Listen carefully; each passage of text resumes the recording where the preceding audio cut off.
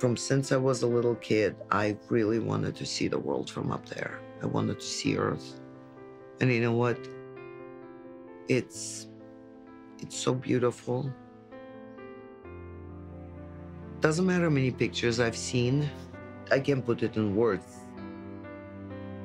You know when it hit me is when the Eve moved. Only at that moment my tears start kind of running.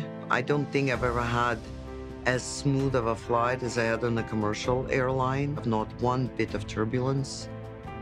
When they say release, I just pressed my legs down, grabbed my straps, the gravity, free fall.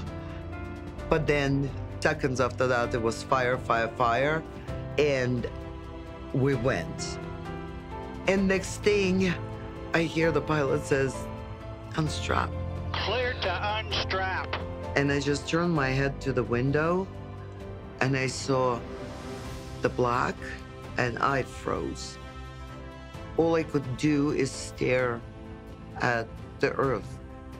Doesn't have borders, doesn't have countries, just one blue fragile planet with no conflict. Nothing in this world can compare to what you can see with your own eyes. When I was going to breast cancer treatments, this drove me. I said, I'm gonna beat this because I still have to see the world from up there. Other than fulfilling my childhood dream, I want to send a message for young women. Don't ever let somebody tell you you cannot achieve something.